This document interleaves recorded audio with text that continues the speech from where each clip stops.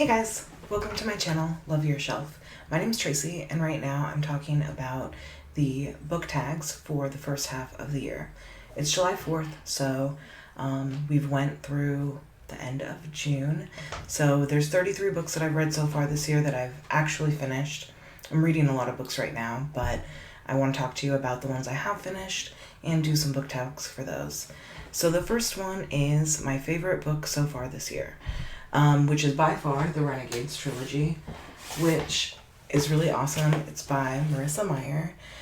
If I have to pick my favorite book out of the three, it would be Supernova, which is the last book in the series, and that's because there's this crazy plot twist I did not see coming, and I love it. So, Renegades is about a bunch of superheroes, and there's good superheroes and bad superheroes or villains, or not really, like just everybody is misunderstood, and some people think that they're doing good, and some people pretend to be doing good when they're really doing bad under specific masks, and some people question like whether or not just everything is wrong and could be doing better. So it's really good. There's a lot of twists and turns. Some things are very, like, you can see it coming and predictable, and some things you cannot see it coming. Altogether, this series is over 1,500 pages, so normally it's something that I would steer away from, but I'm trying to read books that I want this year, regardless of how long they are.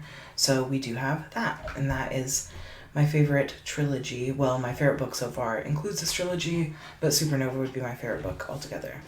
The second book tag is my most anticipated release for the rest of the year. So I have two of those. The first one actually just came out, but I haven't read it yet. It's called Vow of Thieves. It's the second book to Dance of Thieves. So I don't know if it's going to be a trilogy or a series, but I read it really quickly. It's also over 500 pages, each book, and my husband got it for me for my birthday, and I ended up just falling in love with it. I read the book way faster than I expected, and it's really good, so I'm excited for that. The second one I didn't know about till my brother sent it to me, and that is Gleanings by Neil Shusterman, and it's volume 3.5, so there was a trilogy, and I thought it was over, but he's coming out with a 3.5 in, I believe, November. So I'm very excited about that, and I had no idea that was even coming out, so it's even better. The third tag is the most surprising book. So I actually have two for very different reasons. The first one is The Firekeeper's Daughter by Angeline Bouley, I believe is how you say her name. And it was very surprising for me because I went in kind of just basing the book off its cover, and it was a lot more modern and took on a lot of deeper things than I expected. So murders and drugs and all in this Native American community, and how this one Native American woman, well, she is a teenager, but like she's 18, a woman like overcomes things and stays true to herself within that. And it was a really amazing book. The other one is Homes, which I actually have here. I got this at the Goodwill. It's by Abu Bakr al-Rabeeah. I may or may not have said that right. And it is about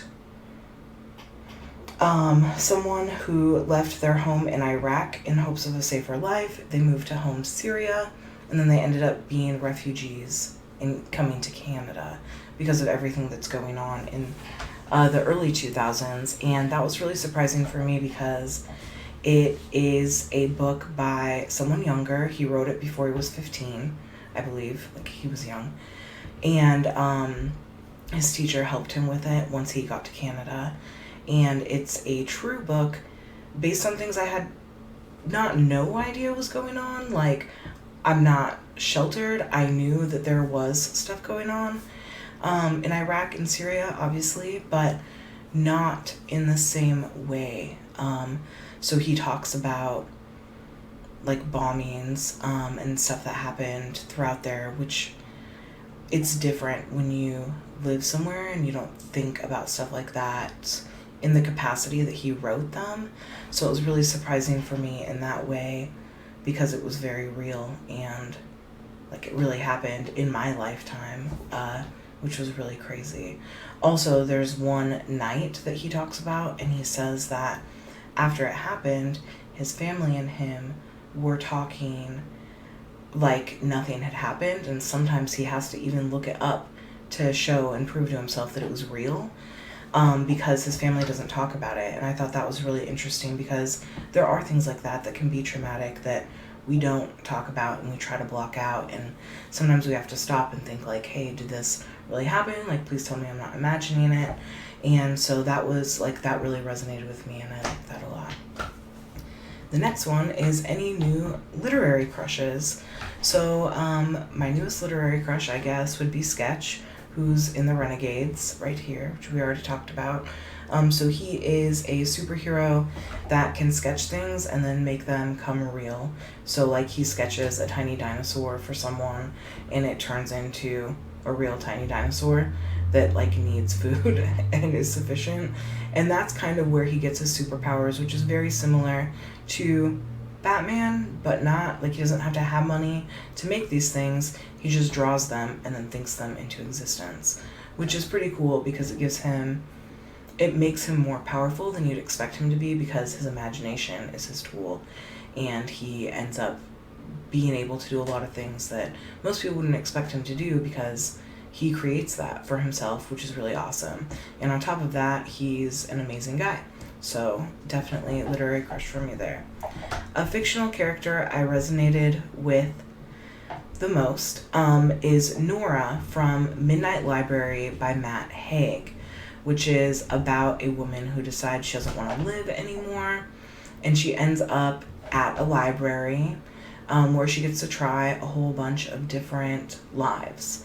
And I am one of those people that are always wondering, like, what if I had done this instead of that in my life? Where would I be?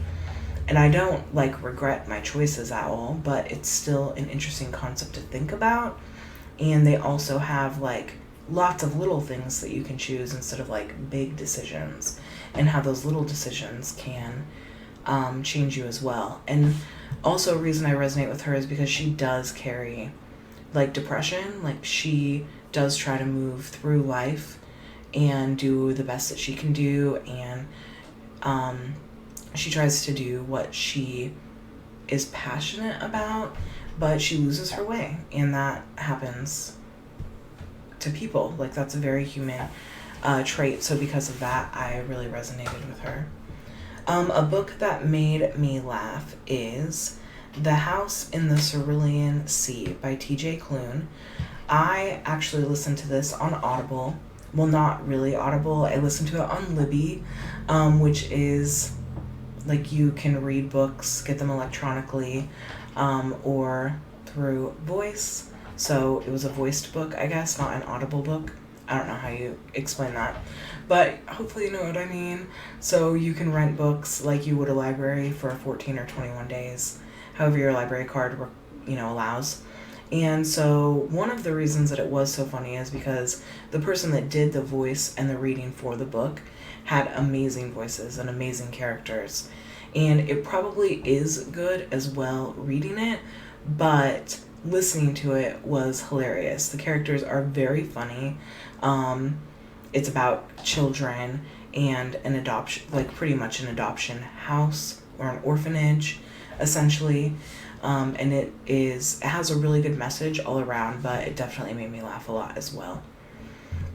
A book that made me cry is The Gifts of Imperfection by Brene Brown, because it just hit home.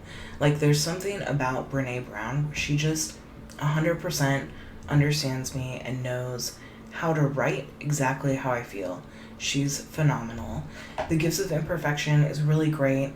It's about being authentic to yourself, which is Brene Brown's like thing. Being authentic and wholehearted to yourself in order to use the gifts that you have to resonate with the people you should be resonating with and doing the things that you should be doing. So that is really great as well. The next one is a book that made me laugh and cry. So this book actually was very surprising for me as well. There's a few books that I've picked up specifically because my husband likes them, and I don't dislike them at all, but my answer for this question is The Storyteller, Tales of Life and Music by Dave Grohl. And I do like Dave Grohl, and I do like Foo Fighters. I love Nirvana. I'm a huge Kurt Cobain head, if that's a thing. But I probably wouldn't have picked it up if my husband didn't like Dave Grohl so much, but he's told me really awesome stories about him. One of the stories actually that he told me was about how he broke his leg at a concert and then kept playing, and that's one of the stories that Dave Grohl actually tells in his book, which is cool. But it makes me laugh and cry because Dave Grohl, it's hilarious. Like, he gets to do really awesome things with really awesome bands, and so he has fun stories that do make you laugh, but also he's been through a lot. His best friend passed away, and Kurt Cobain passed away, among others, and so the realness that he has in the stories that he tells, between, you know, his cussing and his language, and then bringing it down to his gratitude and vulnerability, really just pull at your heartstrings, and it definitely made me laugh and cry in different stories, and I 100% recommend that book. It's amazing. The most poetic book that I've read this year actually is surprising because I have been trying to also read more poetry, but my most poetic book this year wasn't a poetry book. It's called Between the World and Me by Ta-Nehisi Coates, and it is an open letter from Ta-Nehisi Coates to his son, and it is so powerful. Each word is so precise and heartbreakingly beautiful.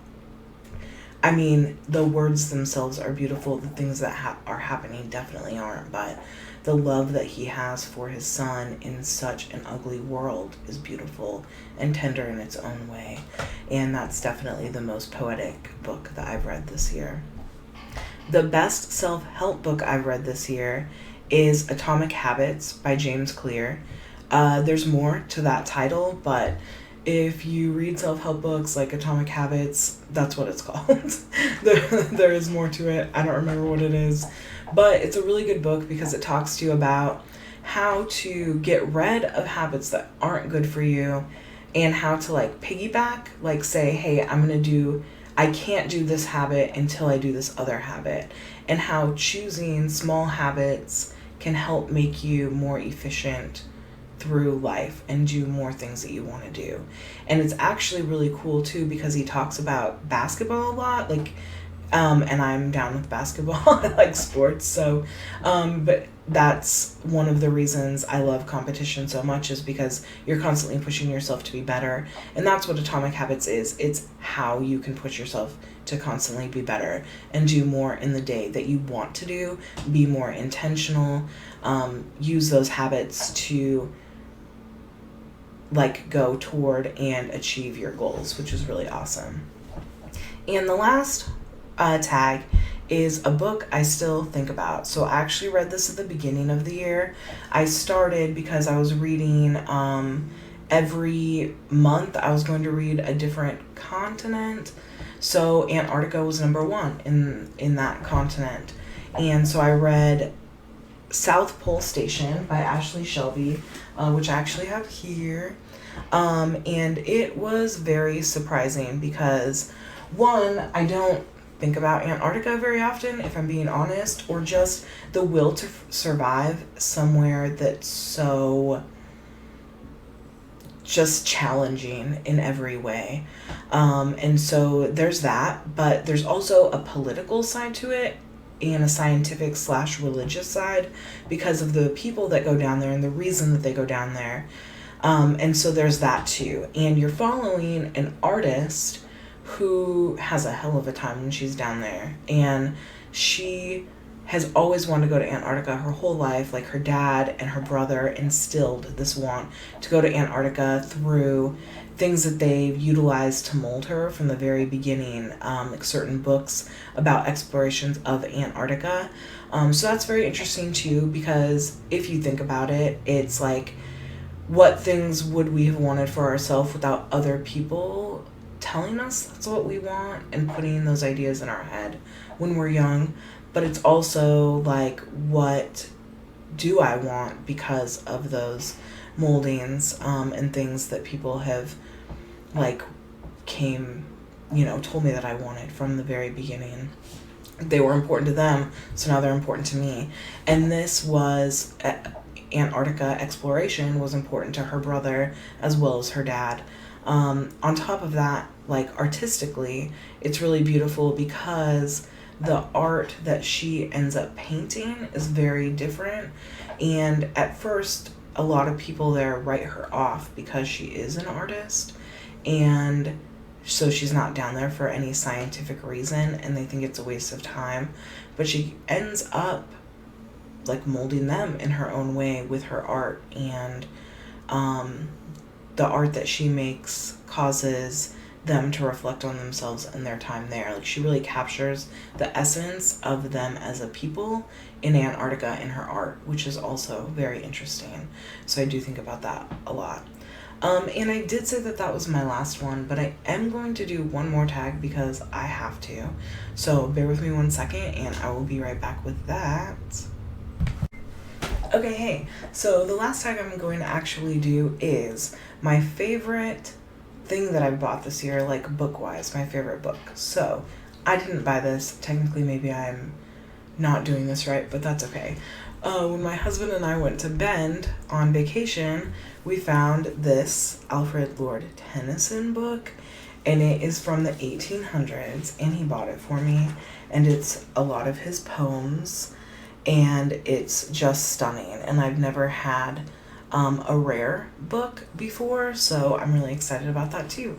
So I'm Tracy, and this is Love Your Shelf. Thank you so much for listening today and being here with me, and I hope that you have a great day. Namaste.